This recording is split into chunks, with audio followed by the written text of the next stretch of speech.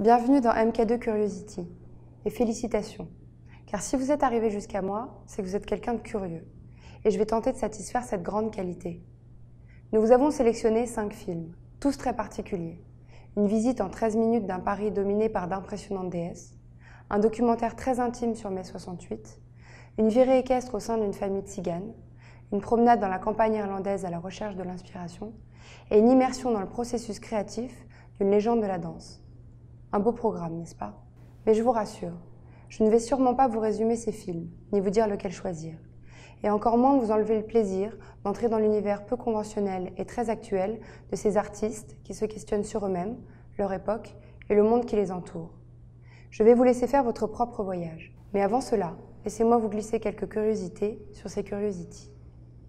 Romain Goupil reçut la Caméra d'Or en 1982 avec son film « Mourir à 30 ans ».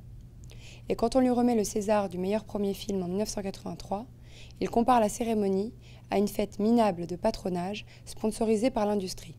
Le genre de phrase qu'aurait pu dire Bartabas, génie radical de la mise en scène équestre qui considère ses chevaux comme des artistes à part entière et n'hésite pas à attraper ses spectateurs par les tripes avec ses mises en scène hypnotisantes et surprenantes.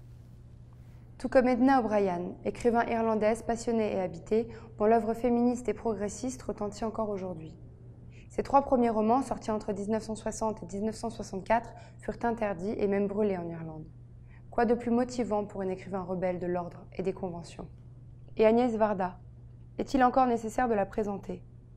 Elle raconte sur les dites cariatides qu'elle réalise pour la télévision en 1984. Chic, on va m'envoyer au Parthénon et à Carré. Mais c'est une émission fauchée, et il faut s'en tenir aux cariatides de Paris. Et elle en fera un petit bijou. Et si vous vous demandez ce qu'est une cariatide, je vous laisse le découvrir. Maurice Béjart, entre autres célèbre pour son adaptation du Boléro de Ravel, qui pour la petite histoire est l'une des œuvres classiques la plus jouée au monde, dit qu'une chorégraphie se fait à deux, comme l'amour. Le genre, la sensualité et le dépassement de soi-même sont au centre de son œuvre. Vous qui êtes seul là-haut dans le ciel, coupé du monde, de son tumulte et de vos habitudes. Votre téléphone ne sonnera pas, votre temps est à vous. Quelle chance vous avez. Bon voyage.